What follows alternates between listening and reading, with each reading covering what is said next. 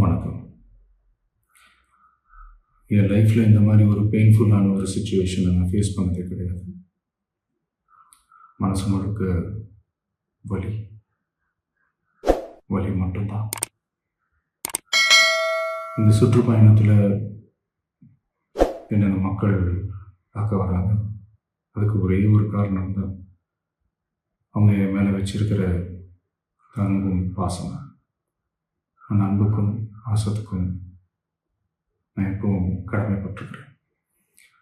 அதனால தான் இந்த சுற்றுப்பயணத்தில் மற்ற எல்லா விஷயங்களையும் தாண்டி மக்களுடைய சேஃப்டி, அதில் எந்த காம்ப்ரமைஸும் பண்ணிடக்கூடாதுன்றதுக்காக தான் அது என் மனசில் ரொம்ப ஆழமாக இருக்கும் அந்த எண்ணம். அதனால தான் இந்த அரசியல் காரணங்கள் எல்லாத்தையும் தவிர்த்துட்டு ஒதுக்கி வச்சுட்டு மக்களுடைய சேஃப்டி மட்டும் மைண்டில் வச்சுக்கிட்டு அதுக்கான இடங்களை சூஸ் பண்ணுறது, அதுக்கான இடங்களை பார்த்து பெர்மிஷன் கேட்குறது, போலீஸ் டிபார்ட்மெண்ட்டில் அதை ரிக்வெஸ்ட் பண்ணி கேட்போம். ஆனால் நடக்கக்கூடாதது நடந்துருச்சு. ஆனால் மனுஷன் தானே, அந்த நேரத்தில் அத்தனை பேர் பாதிக்கப்பட்டு இருக்கும்போது எப்படி அந்த ஊரை விட்டுட்டு என்னால் கிளம்பி வர முடியும்? நான் திரும்ப அங்கே போகணும்னு இருந்துச்சுன்னா அதை ஒரு காரணம் காட்டி அங்கே வேறு சில பதட்டமான சுச்சுவேஷன்ஸ், வேறு சில சம்பாவிதங்கள், அந்த மாதிரி எதுவும் நடந்துடக்கூடாதுன்றதுக்காக தான் நான் அவாய்ட் பண்ணேன். இந்த நேரத்தில் சொந்தங்களை இழந்து தவிக்கிற இத்தனை குடும்பங்களுக்கும் என்னுடைய ஆழ்ந்த இரங்கலை தெரிவிச்சுக்கிறேன். எனக்கு தெரியும், என்ன சொன்னாலும் இது ஈடையாகாதுன்னு எனக்கு தெரியும். ஹாஸ்பிட்டலில் ட்ரீட் பண்ணிகிட்ருக்கிற எல்லாருமே சீக்கிரமாக க்யூர் ஆகி வரணுன்றதை இந்த நேரத்தில் நான் வேண்டிக்கிறேன். கூடிய சீக்கிரமே உங்கள் எல்லாரையும் நான் சந்திக்கிறேன்.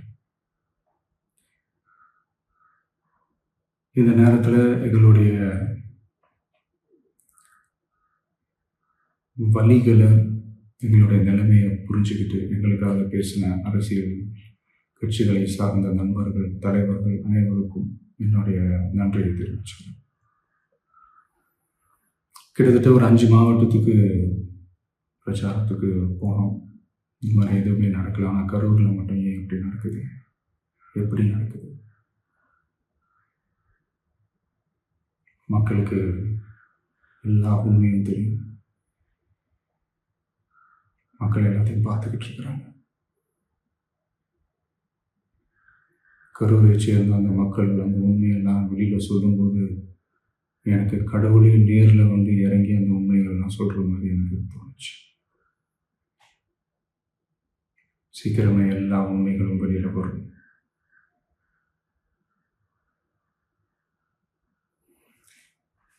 எங்களுக்கு தரப்பட்ட இடத்துல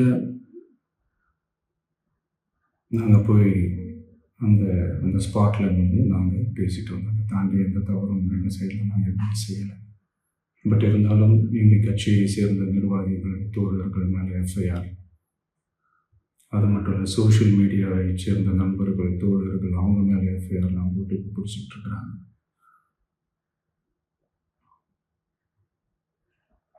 சிஎம் சார், உங்களுக்கு ஏதாவது இந்த பழி வாங்கணும் அப்படின்ற எண்ணம் ஏதாவது இருந்துச்சுன்னா என்ன வேணாலும் பண்ணுங்க. அவங்க மேலே கை வைக்காதீங்க. நான் ஒன்று வீட்டில் இருப்பேன், இல்லை நான் ஆஃபீஸில் இருப்பேன். என்ன வேணாலும் செய்யுங்க. நண்பர்களே, தோழர்களே, நம்மளுடைய அரசியல் பயணம் இன்னும் ஸ்ட்ராங்காக, இன்னும் தைரியத்தோட ಕಂಟಿನ್ಯೂ ಆಗುತ್ತೆ. ಲೇಟೆಸ್ಟ್ ಹಾಗೂ ಇಂಟ್ರೆಸ್ಟಿಂಗ್ ಸುದ್ದಿಗಳಿಗಾಗಿ ಬಾಸ್ ಟಿವಿ ಕನ್ನಡ ಚಾನೆಲ್ನ ಸಬ್ಸ್ಕ್ರೈಬ್ ಮಾಡಿ, ಹಾಗೆಯೇ ಬೆಲ್ ಐಕಾನ್ ಪ್ರೆಸ್ ಮಾಡಿ. ಇದರ ಜೊತೆಗೆ ಫೇಸ್ಬುಕ್, ಇನ್ಸ್ಟಾಗ್ರಾಮ್, ಎಕ್ಸ್ ನಲ್ಲೂ ಮಿಸ್ ಮಾಡದೆ ಫಾಲೋ ಮಾಡಿ.